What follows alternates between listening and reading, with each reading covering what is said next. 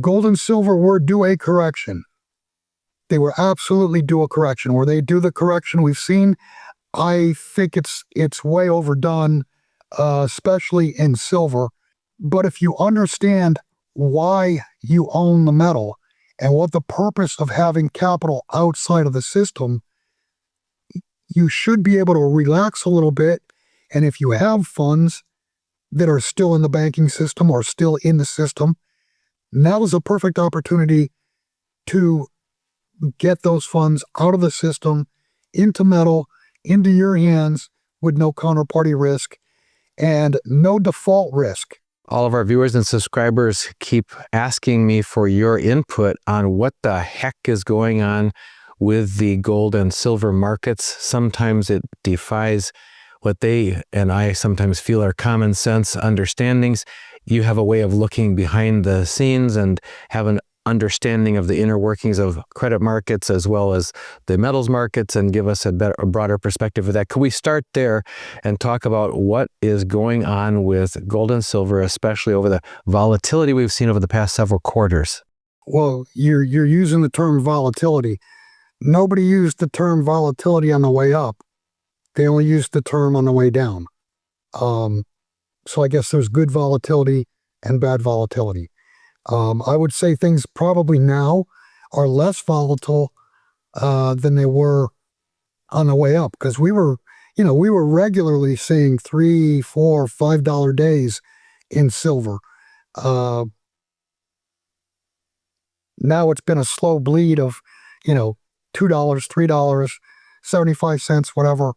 But it's to the downside, so it's volatility that people don't like.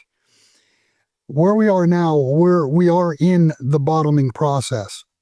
This has lasted a little longer than what I had expected.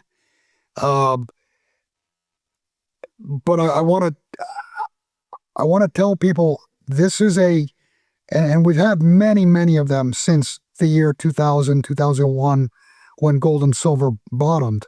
We've had many gut checks, but this is just another gut check. And you've got to ask yourself, why did I buy gold? Why did I buy silver in the first place? Do you know why you own gold or silver? Do you own gold or silver because it was going up or because you thought it was going to go up? First off, gold and silver don't do anything. They don't go up. They don't go down. They are a piece of metal that we've been fooled into pricing in fiat terms, in dollars, in yen, in euros, what have you. The way it should be, the price should be quoted is right now, the dollar is 1/4,000th of an ounce of gold. 25 years ago, gold was 1/300th. If you look at gold as being priced in dollars, it's not as shocking that the price is going from 300 to 4,000 or 5,600, whatever the high was. But it is more shocking if you're looking at the dollar that's being priced by gold going from 1/300th to 1/4,000th. That's a complete and utter crash of what's the number, 93%, whatever, loss of purchasing power versus real money in 25 years. But yet, that's not the way it's viewed. It's viewed as, oh, gold's going up or silver's going up. And that's not the case. Getting back to the gut check, you need to go back to before the first time you bought an ounce of gold or bought an ounce of silver. Why did you do that? Were you worried about the finances of the U.S. government? Were you worried about the finances of the government, whatever country you live in? Were you worried about fiat melting down? Well, that's what has happened and has been happening for the last 25 years. So we get this pullback.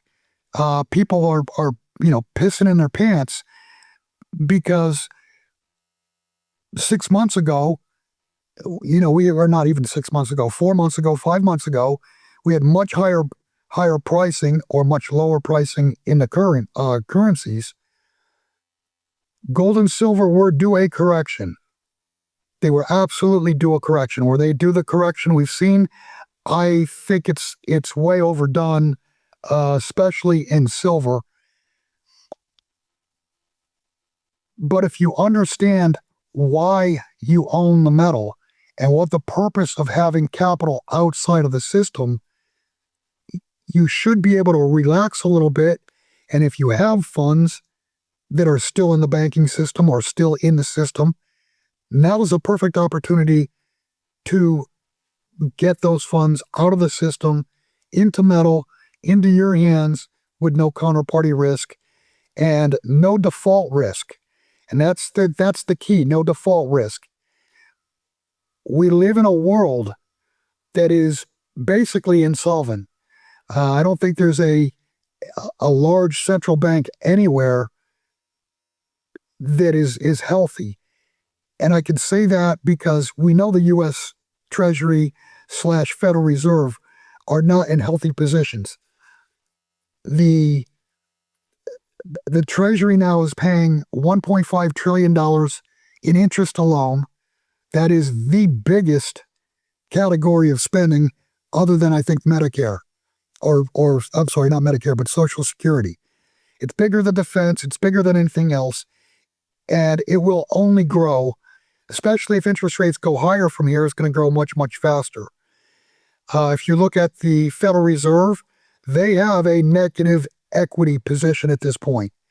I looked at it, I think it was 4 years ago, they had $65 billion in equity, and interest rates have gone up since then, and their bond portfolio has cratered. The number is what, $300 billion or whatever. So they've got a negative balance sheet. As far as other nations are concerned, what do they use? What do the other nations' central banks use as their primary reserve? They use dollars that are issued by an insolvent entity. So you're looking at a financial system literally with no foundation at all. And when this is all said and done, people are going to find out that the only monetary foundation you can have is something real. Now, it doesn't have to be gold, doesn't have to be silver. It could be a commodities basket, like the BRICS are proposing. But in that basket, they're proposing that 20 to 40% of that basket be gold, and then of course silver, and they're going to have oil, etc., etc. But the bottom line is, we've been living in a fantasy world for however long, because the currencies are nothing. The currencies are, they have no backing other than from the issuer, and these issuers are insolvent. Article that just came out in June saying gold overtakes treasuries as the number one holding of foreign central banks.